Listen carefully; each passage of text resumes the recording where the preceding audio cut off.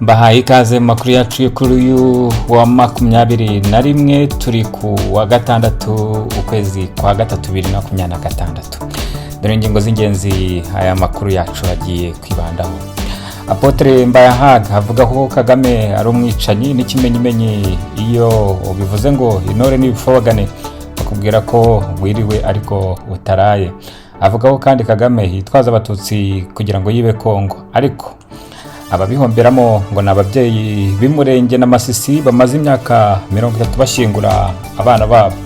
Abanenga Apotre Mbayahaga bavuga ko ari umurundi wiyemeje kurwanya u Rwanda mu bintu byiza ndetse akabavanga imana na politiki. Apotre Mbayahaga yagiye yumvikana anenga ubutegetsi bwa FPR Inkotanyi ndetse na Kagame avuga ko ari abicanyi ndetse batifuriza u Burundi ineza.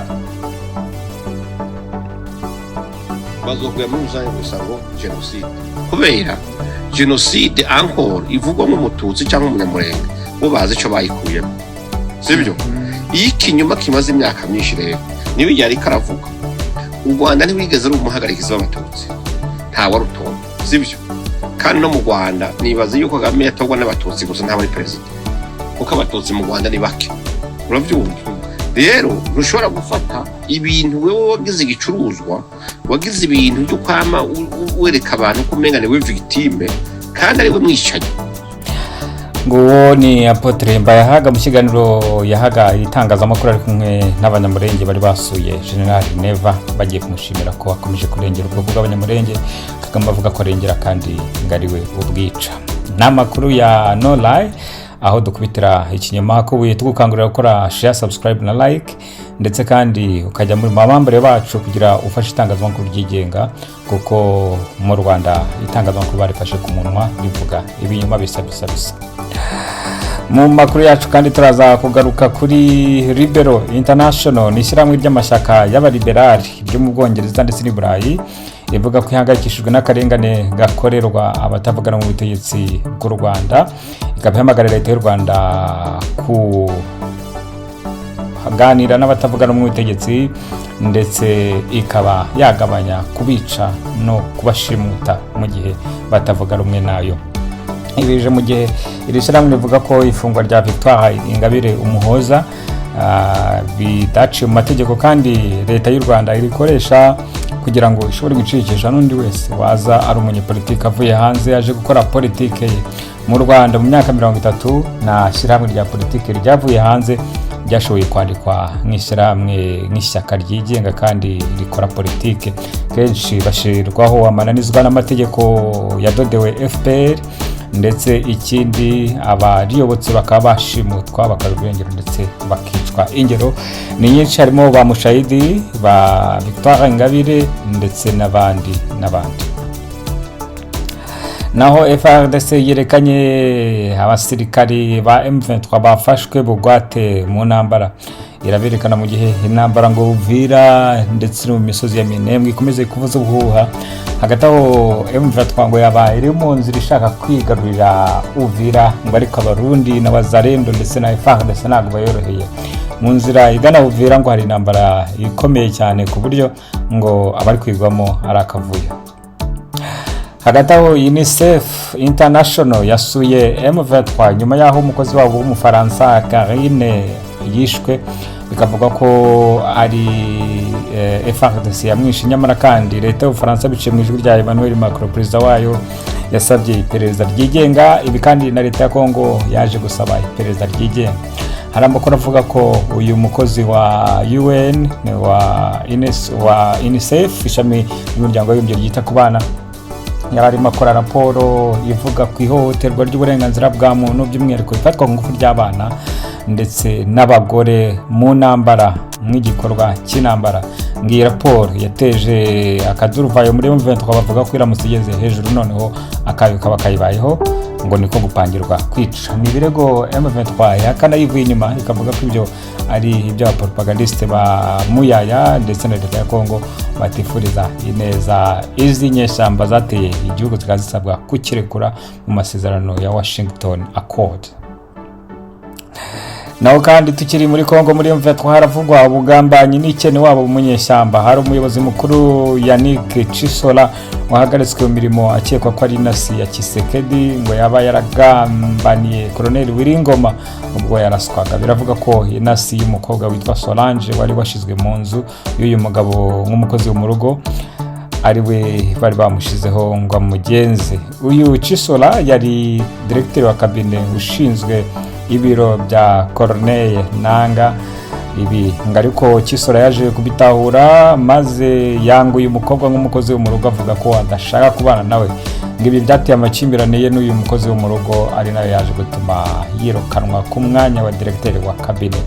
Bahise hamagazwa i Kigali, ubu afungiwe mu Rwanda nk'uko amakuru dukesha X abivuga. Naho FDLR ngo yaba ifite aho ikura abarwanyi basaga 500,000 hafi igice cya miliyoni. Dr Alex Mvuka umutekamutwe mu bushakashatsi uzi timing y'uburyo yarya amafaranga ya RPF akaba azanye ubushakashatsi busa na byenda gusesa. Muri raporo ye navuga aho uyu mubare w'500,000 cya miliyoni uva, ahubwo avuga ko FDLR ngo yahindutse abaturage basanzwe batuye bikemerwa, ndetse babaye abantu bo muri community hirya no hino barabyaye ngo barakura. Ibi kandi bikaza bikurikiza n'ubundi propaganda za FPR. Inkotanyi zivuga ko FDLR ngo atari ubwinshi bwabo ahubwo ari ideology, ndetse babaye abaturage bisanzwe ku buryo kubatahura bigoye. Ibi ariko ibyumvisho uhita wibaza niba ibyo FPR isaba leta y'u Rwanda isaba leta ya Kongo igomba gukuraho FDLR bisobanutse, kuko niba yemera ko FDLR atari abantu ari ideology, uko warwanya ideology ni ibindi bindi. Naho mu makuru yandi, Rabe umurundi w'umunyamakuru bivuga ko yari Red Tabara akorera i Kigali akaza gushyimutwa. Biravuga ko n'urwego rw'ubutasi bw'u Burundi nk'uko bivuga, biravuga ko yiciwe Burundi nabo bari kumwe. Aya ni amakuru atangwa na Mareshare mu Rwanda abitangariza ku kinyamakuru cyitwa Gasaro. Naho amakuru yacu kandi tubabwire ko ingabo za leta y'u Rwanda zijya muri UN gukora akazi k'ubutabazi ngo akenshi umusirikare muto ahembwa miliyoni, ahembwa 1,400 cy'amadolari, no kuvuga asaga hafi 1,700,000. Ariko biratangaje cyane uburyo iyo babajije aba basirikare bavuye mu butumwa bw'amahoro bakubwira ko bahembwaga amadolari 400 gusa. Umuntu yakwibaza ngo aya 400 aho aba andi mafaranga asigaye aba yarya. Hari amakuru avuga ko leta y'u Rwanda ndetse na RDF ibintu byo kujya hanze gukora imirimo ya UN bayigize business cyane, atari ikibazo cyo kujya kurengera uburenganzira bwa muntu nk'uko benshi babivuga. Nyamara kandi bivugwa ko nubwo ari make abasirikari hari icyo bafasha, kuko abari mu gihugu bahembwa noneho munsi yayo make cyane. Ni inkuru yateje akavuyo ku mbuga nkoranyambaga ku buryo benshi bari gutukana bavuga bati nibura na RDF irayatanga, i Burundi ho ngo na 5 batanga. Gayo nguko. Reka rero tubifurize umunsi mwiza, tubifuriza kugira ibihe byiza aho muri hose. Twibutsa ko twavuze kuri Apotre Mbayahaga uvuga ko Kagame ari umwicanyi n'ikimenyimenyi bivuze ngo intore n'ibifubaga bakubwira ko wiriwe ariko taraye, niba akavuga ko yabyemeza ko n'ubundi ari umwicanyi kandi acuruza ubwicanyi by'umwihariko bw'abatutsi muri Kongo kugira ngo abone uko akomeza gusahura asokombera gusahura amabuye y'agaciro ya Kongo. Ibi leta y'u Rwanda na Perezida Kagame babihakana bivuye inyuma bakavuga ko ari niramwe zibivuga kugira ngo zikomeze zizaze gusoza umugambi zatangiye. Gayo nguko twabwiye kandi ko Liberal International ishyirahamwe ry'amashyaka ya politike riri mu Bwongereza ahagakishijwe n'akarengane gakorerwa abanyapolitiki batavuga n'umutegetsi mu Rwanda, ikaba yamagana leta y'u Rwanda kurekura Madame Ingabire Victoire. Twabwiye kandi ko muri M23 hari uruntu bugambanyi n'ikene wabo mu nyeshyamba. Umuyobozi witwa Yannick Chisola yirukanwe azira umukobwa witwa Solange warashizwe mu rugo nk'umukozi ariko ashinzwe ubutasi bwa leta y'u Rwanda. na M23 muri rusange. Naho FDLR ngo yabigera ku bihumbi 500 aho ikura abarwanyi. Ibi ni by'umushakashatsi Alex Mvuka.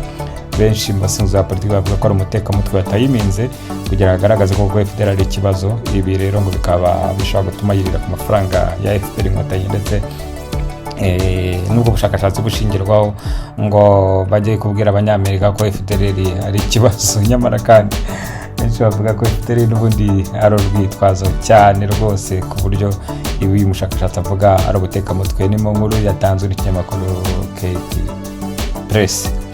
Uwiteka abane namwe kuba dive isabato nziza kumwe mwese. Bye bye.